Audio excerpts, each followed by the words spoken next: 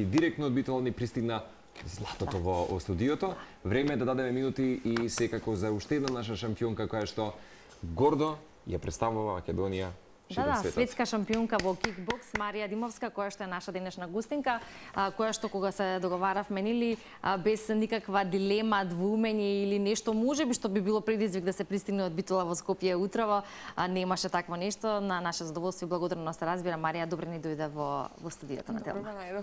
Првенствено честитки за освоениот златен медал на Атина Челендж Европски куп. Тоа е најновата вест, информација или најновиот успех кој што пристигнува кај тебе како повод за нашето гостување, но се разбира ќе го искористиме се тоа време кое што го имаме пред нас за да може да позборуваме за твојата кариера, каде што навистина се истакнуваш како светски првак во кикбокс, па ќе ни интересира и што значи всушност тоа, колку труд изискува и се разбира љубов кон овој спорт.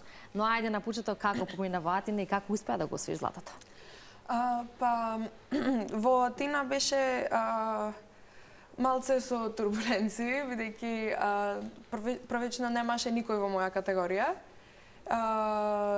Па имавме двоумења дали да ја паѓам такелажот, има правило, морам да имам до 60 кила, ништо повеќе. Low kick до 60 килограми, тоа е категоријата. Да.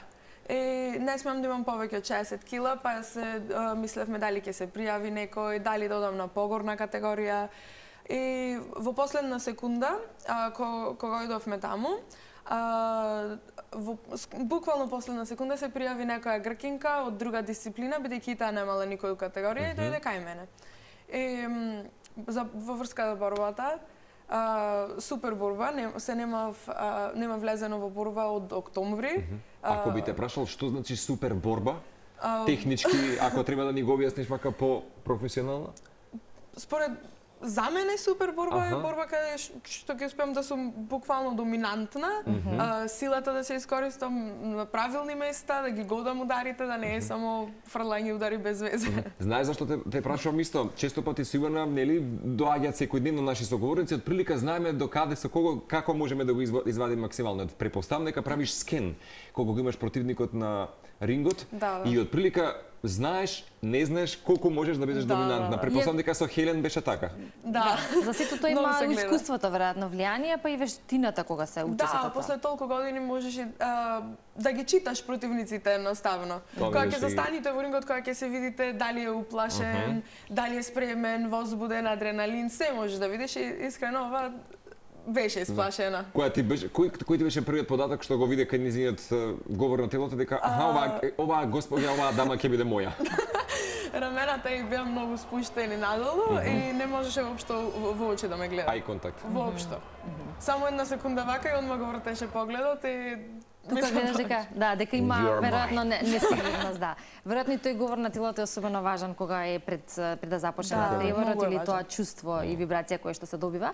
За да се освои злато навистина веројатно треба и голем број тренинзи во континуитет и напор и доволно време од секојдневието или од животот за да се постигне сето тоа. Ќе има голем број твои интервјуа достапни, верувам дека некои што пратат твојата кариера веќе знаат, но добро би било да потсетиме за љубовта кон кикбоксот за почетуците, па и за тоа што значи сопствениот татко да биде тренер, каква е таа меѓусебна комуникација, колку може да се држи таа строгост и дисциплина, нели кога го имаме родителот како наш тренер. Впрочем, тоа се покажува на дело дека е успешно, но ете од една твоја перспектива. Ова ми е 9-та година кога тренирам кикбокс, буквално од мои 8 години. Прво, татко ми беше репрезентативец на Македонија и тој одлучи да отвори свој клуб. Па како мало дете тоа ми беше мене само интересно, покрај тато, деца ќе има, други луѓе и така навлегов во кикбоксот.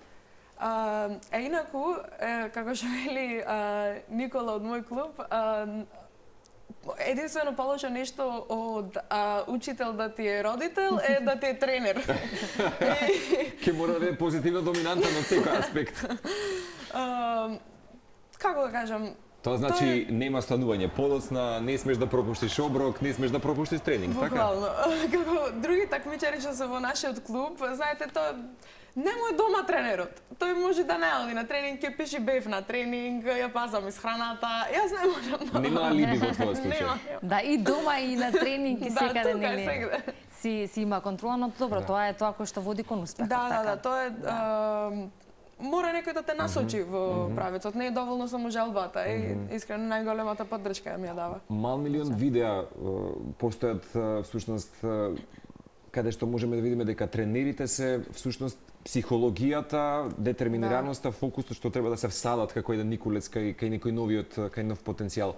Како изгледа работниот ден со се она што го имаш кај тебе во дневната агенда? Па моментално во фул припреми, станувам од сабајле, тренинг или училиште, зависи, па одмарам преку ден, пак одам на тренинг, исхраната потполно треба да ја пазам, ако кратам килажа при крај на надпревар, 1 литар вода за цел ден, треба да се облекувам во шушкавни за потење за да слабеам, само уриси стек, не можам пак да слушам. Буквално тоа е, во последниот период, посебно ова година, многу малци излегвања, само тренинг. Меѓутоа сатисфакцијата на крајот ти е најголема кога знаеш дека се резултатите, златото го носиш тука сега веќе. Да, обично за кикбоксот ќе се рече дека можеби е прилично или така си има одредени мислења, предрасудите се менуваат со тек на време, со вакви примери како тебе, но најчесто како помашки спорт, да речеме. Колку тоа еве и на светско ниво, веројатно повеќе податоци имате ти и твојот татко за учеството на или за застапеноста на жените во овој спорт, како нели што си и ти дел од нив, и во овој контекст сакам да нели една порака кон оние млади наши гледачи, нашата млада публика, за сите оние кои што се заинтересирани за спортот, па можеби имаат интерес кон кикбоксот, да едноставно ете некое прилично улеснување доколку сакаат да го тренираат за тоа што значи да се тренира кикбокс. Во врска за светското првенство имаше 68 земји учесници и нормално имаше повеќе машки, ама имаше и доста женски, мада што повеќе се на татами, тоа е друга дисциплина, таму не смееш силно да се удираш, повеќе е техничка дисциплина и на брзина се оди. Повеќе таму се тепаат женските, ама ги има. Зборот ми е дека ги има, стварно ги има, посебно во оваа федерација, мислам дека добро е. Иначе за порака, би рекла дека доколку имаат некој што сака да ги поддржи, што нема проблем да биде како женско во овој спорт, бидејќи многу имаат родителите како женско си зашто ваков спорт да тренираеш, одбојка, знаете. Непотребна категоризација, така. Да. Доколку имаат некој што сака да ги поддржи во ова, апсолутно нека се пробаат, тие самодовербата ќе многу ќе се крени, самоувереност, едноставно тоа мислам за мене најбитното. Карактерно се градиш, цврст карактер. Тие се многу бави работи со овој спорт, не е само јачината во физички дел, туку и психички. Да, апсолутно. Знаеш како велат, Марија, дека на секои 7 години човекот се менува и физички, и психолошки, така како некој циклус му доаѓа и обично се случуваат тие аха моменти во животот кога се будиш и сваќаш каде можеш и не можеш меѓу другото, меѓутоа препоставам дека на Европското првенство негде 2023 имаше изјавено дека всушност некако тука ти се случува дека можеш да ги земеш вистинските предизвици или во овој спорт и вистина кикбоксот по дефиниција знаеме дека е вештина која што кај некој може брзо лесно да ја совлада, тоа зависи сега од карактерот и талентот. Во случајот кај тебе како беше? Знам дека сега татов знам дека имал сигурна улога, меѓутоа кога ги имаше тие ваши моменти на будење, викаш можам, не можам и така натаму. Па во 2023 ми беше одев на друга категорија, тоа е последна категорија како помлад јуниор беше плюс 60 килограми, што значи нема граница. 61 кило, 90 кила, нема граница. До толку е рестриктивно. Се знае, мора границата е таа? Па нема, мислам, нема граница. До толку не сум сигурна, оти никогаш не сум имала противник што бил до толку, ама не знам за граница. И имав од една иста противничка србинка, 5-6 пати се имавме сретнато и губев од неа. И тоаш на Европското првенство веќе сите ми рекоа, ти не треба да ја бркаш неа, да пробаш да ја победиш неа, ти треба да правиш тоа што е најдобро за тебе. И тоа беше моментот на кога се реков, да, во право сте, ќе одам на 60 до 60 кила, сите ќе ги Совладам. Да, и навистина така испадна. Да, менување на фокусот всушност значи нешто кое што може да те насочи со сама поинаку и да размислуваш, но и да делуваш. Да, и ете, испадна во Да. до 60 кг во дисциплината сега кажам во локик сум без пораз. Ни еден пораз. Секоја чест.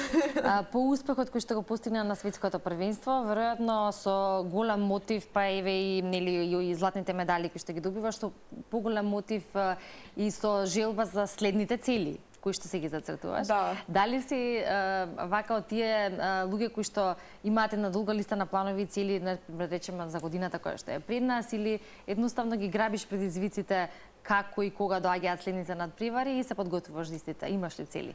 Не буквално имаме планови. Имаат во федерацијата вадат еден календар од сите надпревари што ќе ги имаат во секој месец и си правиме план на секој надпревар кога ќе одиме, како ќе одиме, која дисциплина ќе лажа, со кои такмичари други од клубот. И буквално се не е испланирано така. Сега во недела имаме државно првенство тука во Скопје. На 9 така, чувам дека. Да, во Јане Сандански. После тоа имаме на 20 февруари одиме во Пловдив, тоа е исто европски куп. Па во март имаме светски куп во Италија, за него не сме сигурни. И така, секој месец има надпревар. Да. Дали на 9 тука во Скопје отворен карактер може да се посети секој Да, така? може секој што сака да дојде. Да дојде. Имено, сакам да те прашам, кога првата професионална борба имаше светски куп, ти даде многу самодоверба. Која е паролата на која што се потпираш сега во моментот во животот пред секој ринг? Нешто како мисла која што Како те мотивира, мантра? како мантра која што имаш. Најискрено, ако треба да биде, ќе биде и дека Господ ќе си ги нареди работите како што треба да бидат. Најискрено, пред секоја борба мора едноставно да си се помолам. Знам дека тато е секогаш тука покрај мене и ќе ми каже што е најдобро да направам во борбата, ама и знам дека едноставно Господ ги гледа работите. Ако треба да успеам, јас ќе успеам. Сега си low kick, 60 килограми. Како се следните категоризации, Марија, како доаѓа да речеме следно на листа календар? Здравје Боже. Има ќе се останам на оваа категорија, бидејќи нова категорија станав светски шампион. Мислам дека е најдобра за сега за мене, ама како што растам мислам дека може да додам до 65 кила. Имено. Само да подсетиме дека стана и првиот јуниорски помлад јуниор светски првак од Македонија, беше првата дама што стана светски првак во кикбокс во светската организација УАКО, во која членува туку македонската кикбокс и Мај Тај федерација. Да, прва девојка и прв јуниор. Многу успеси за млада личност и посакуваме што многу успех понатаму се разбира. Еве за заокружување на разговорот за некои што не следат покрај тоа што си светски шампион во кикбокс, што е Марија во другиот дел, односно да речеме во тој другиот поличен дел од животот, ученичка, нели личност која што сепак сака и колку толку има време да излегува со своето друштво и во однос на тренизите кои што ги имате, каде ги имате тренизите, еве може информација за клубот. Искрено, да, сум ученик, нормално морам да бидам средно. Поздрав до моите ученици, ме гледаат моментално на час. Поздрав до цела екипа. Искрено, не сум многу освен спортист. Тоа ми е животот, тоа ми е кариерата, не ми е ова како хоби или како ќе ми помини за некоја година. Навистина, тоа е мојот живот и тоа е мојата цел за животот, мојата кариера и ретко, како што ви реков, оваа година излегуваш премногу. Многу поретко оваа година и сама сум зачудена. Ученичката работа мора да се среди, да се научи за тестови, за се, али тоа е, јас сум спортист, ништо друго. На посветеноста си го прави своето, така, тоа се гледа во резултатите. Во врска со тренинзите, тоа во нашиот клуб во Нова Битола, споени сме со теретана и клубот не на најгорен спрат и си имаме секакви справи на располагање за кардио, за слабење, се ние тука во еден простор.